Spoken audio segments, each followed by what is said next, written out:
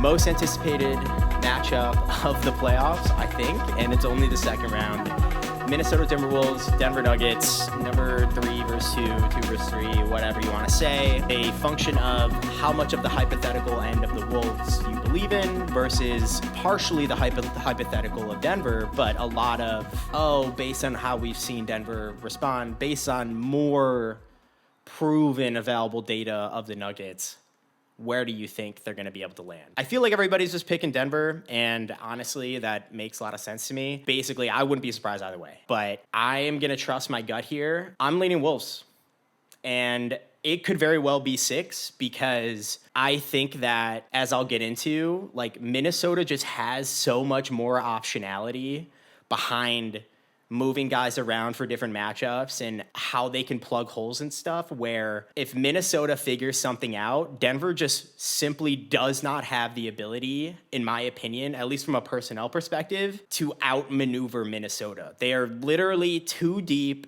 too big, too hungry, that I could actually see the Wolves coming out in 6 games. Okay. Let's jump into it. Number 1 of the lineup. So I know everybody is jumping right to Jaden McDaniels, has to be on Jamal Murray, yada, yada. So that is fair, but I think that there are a few, very important principles to keep in mind here, okay? Tenet number 1, in order for Jaden McDaniels to guard Jamal Murray, Naz Reid has to be in the game to guard Michael Porter. That's just a function of how well Michael Porter's been shooting. Granted, that can obviously change, and that is a privilege that Minnesota has, right? Another 6'9" guy who's relatively mobile, who can actually contest shots, while also allowing Karl-Anthony Towns to guard Jokic, while also having Gobert sit in the dunker spot to disrupt the automatic lobs to Aaron Gordon. A big reason of why I'm leaning towards the Wolves here is that 3 through 5 lineup for the Wolves is very mercurial. It's very fluid.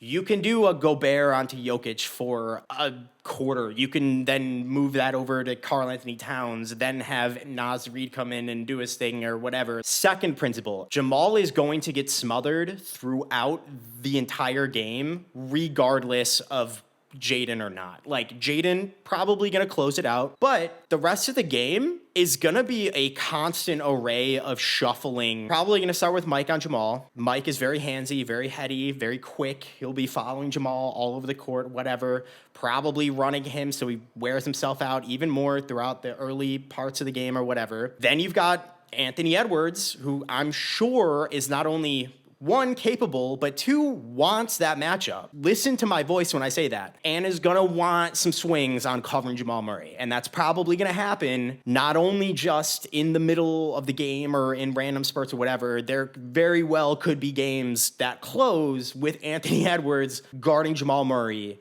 just so he gets that matchup on the other end if they can, especially if there's transition or fast break or something, because I think Anna's going to want to go at Jamal Murray. That begs the question. Who on Denver's side is going to be the Ant stopper? It's not Jamal Murray. I'm telling you right now.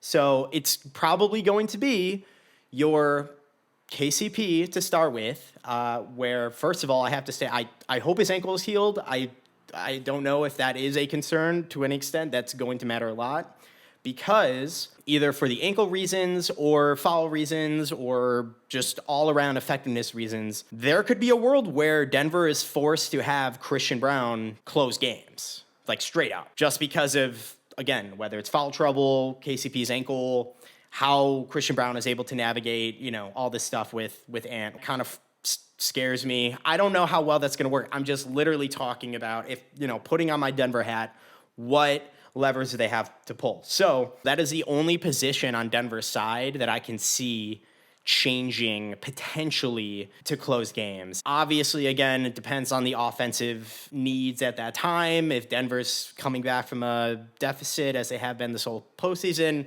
they're probably going to need KCP for the actual spacing and three-point shooting or whatever, which, everything is a trade-off. Similar to Jaden going on Jamal Murray to close out the games, Michael Porter Jr.'s effectiveness at shooting, that is going to be a really big variable for Minnesota to manage. Basically, because if they don't have to close the game with Naz Reid at the 3, maybe you have somebody else go in there for those minutes. And again, I think this series is so close. Foul trouble going into overtime could become a literal concern when you think about, oh, we'll just close with Naz Reid. Why not? Well, all of a sudden you have Naz Reid with 4 fouls, Rudy has 5, Cat fouled out.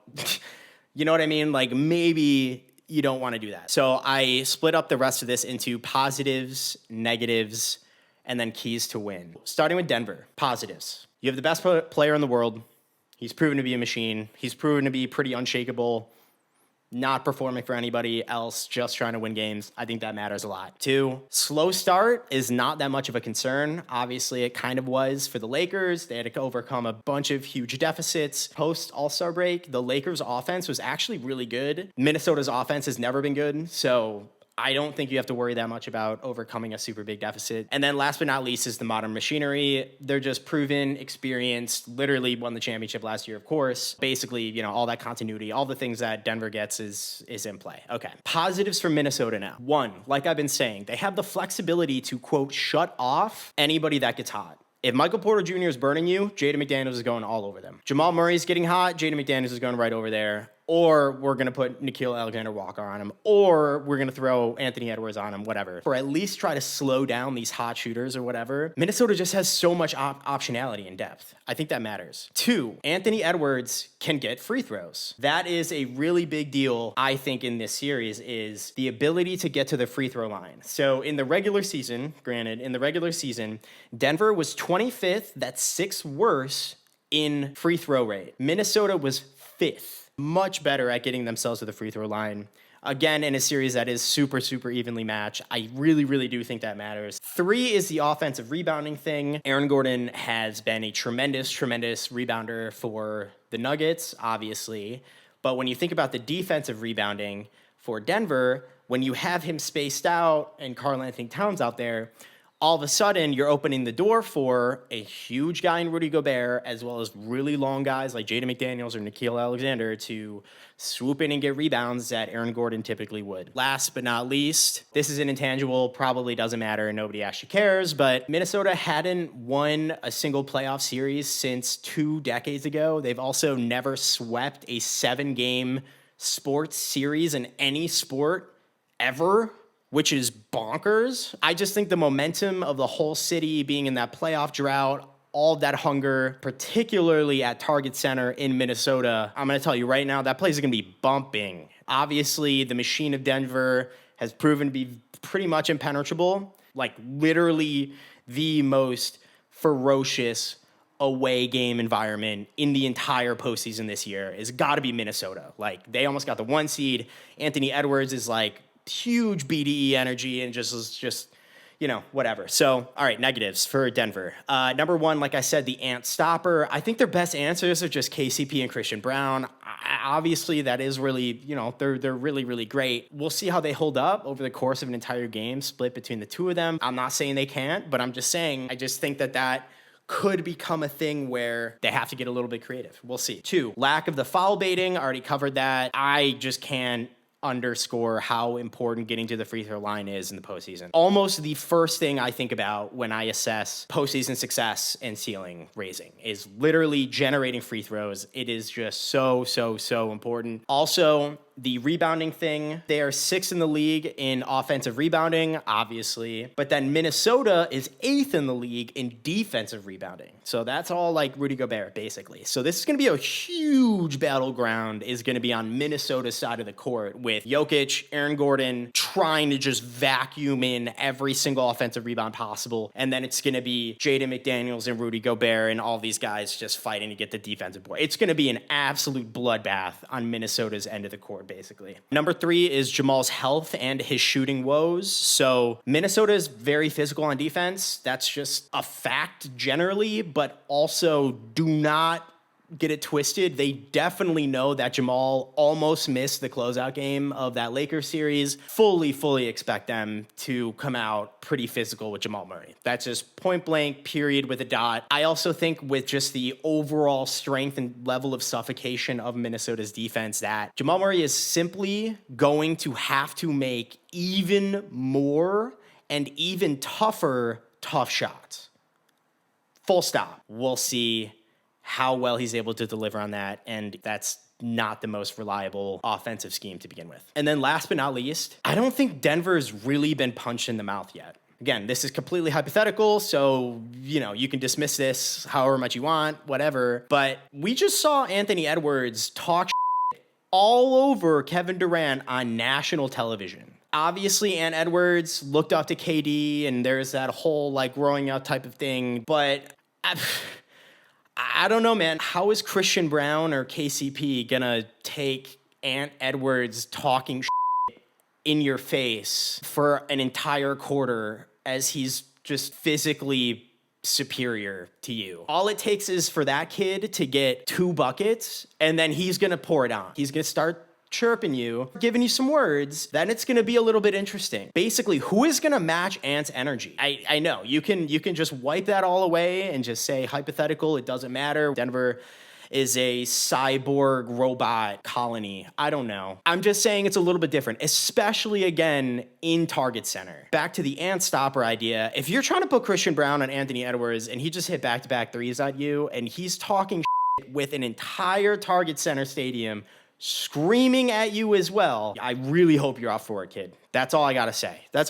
We'll see if that matters. Negatives now for Minnesota. Obviously, number one always is problematic poise. They get too excited. Again, the playoff drought and everything. I don't think it's really a surprise. One of the younger teams in the league as well. But I think it's going to be partially offset by the fact that Denver really doesn't draw that many fouls. They are, again, a very robotic machine, ethical team, and that is great. Especially at a high enough level, that basically just means not too high, not too low, just consistent, okay. But when Ant Edwards turns the heat up, that's what I'm saying. Again, it's not like Denver has a Draymond Green. That's what I just keep coming back to, is they don't really have anybody that's that kind of outspokenly out there. So we'll see. Secondly is Conley and Monte Morris might get played off the court due to their size. That's what I was saying before with the lineup stuff. If you want Jaden McDaniels to guard Jamal Murray, you're not going to have Mike Conley guard KCP or something. And so if Mike Conley's not out there, then who is making all the decision-making offensively? Then you're leaning on your 22-year-old Batman a lot more.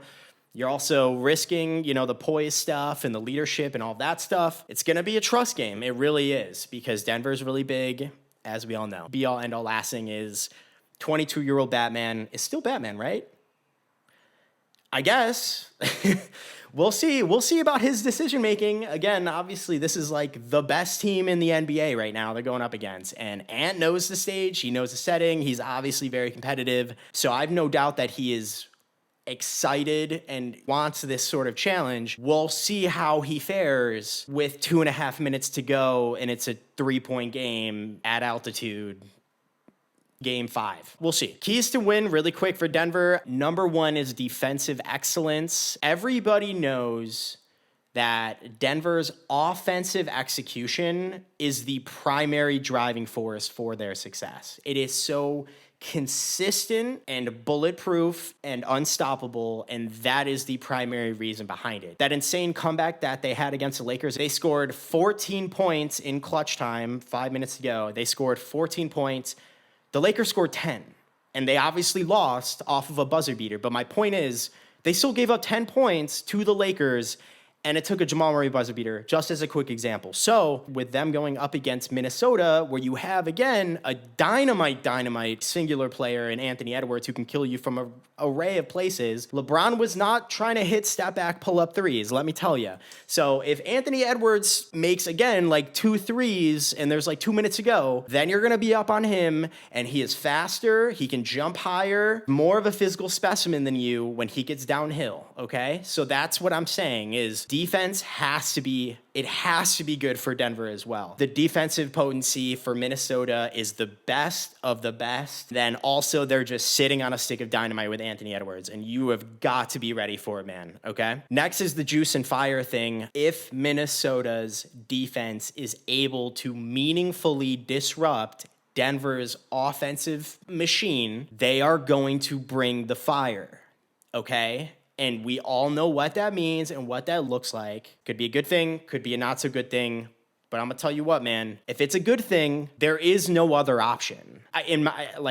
I don't think you can, as great as Denver is, I don't think that you can just stoic stone cold, continue to execute or whatever. Jamal Murray is not dunking on this team. I'm going to tell you that right now. It's awesome. Jamal got his dunk on LeBron. Love that for him. Love that for the posters. Love that for the fans. He will not dunk on the Minnesota Timberwolves. And if that is your source of fire and juice, I just have bad news for you. So I don't know who it is. I don't know how it's going to happen. It's probably going to have to be Jamal, but that is what I'm saying. I really think you have to match or exceed Minnesota's energy and juice when it gets tense. Keys to win for Minnesota. Number one is poise. Like I said, don't get upset at the refs. Don't get upset at the refs. Don't get upset at the refs. And do not get in foul trouble, Cat. Jesus Christ. That probably should have been the first thing at the very top of this entire episode, because if Cat gets in foul trouble, it changes the complexion of this game dramatically. Just does not know how to not foul. I don't understand how you've been in your body.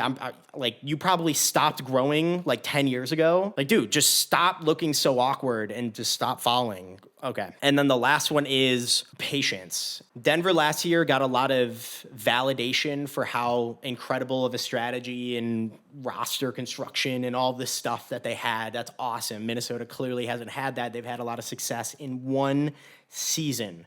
Literally a year ago, people were reacting and viewing the Minnesota Timberwolves not that dissimilarly to the Phoenix Suns. This season, I'm saying. Rudy punched Kyle Anderson, Jaden punched a wall. Like, vibes were not good. And then they got, obviously played Denver, whatever. They said they were the toughest opponent, but whatever. This is what the entire season has been leading up to. And the Suns in the first round, let's just call it what it is, they had zero strategic or schematic, innovative ideas or game plan. Like, the Suns didn't know what they were doing, and they were soft as hell. I'm sorry to say it this way, but I barely even treat the Suns as a playoff threat whatsoever. It's maybe a couple steps above Boston playing Miami. I'm not even kidding. Like, the Suns were that unprepared and terribly led as an organization. Completely separate video, but basically, don't get overconfident there. You have to be patient, and especially with this first game at altitude or whatever, whether it's the actual play style and context of play where Denver's pushing it out in transition because the half-court defense of the Wolves is way too good and whatever. Like, you have to be a little bit patient about reading, registering, analyzing, reacting. I think, again, it all comes back to what I started off by saying, which is Denver has proven a lot more than Minnesota has.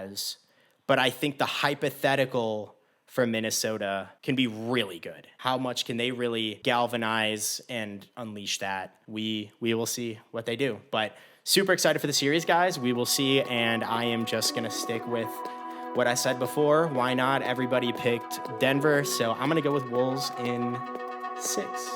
All right. Thank you guys so much, and until next time.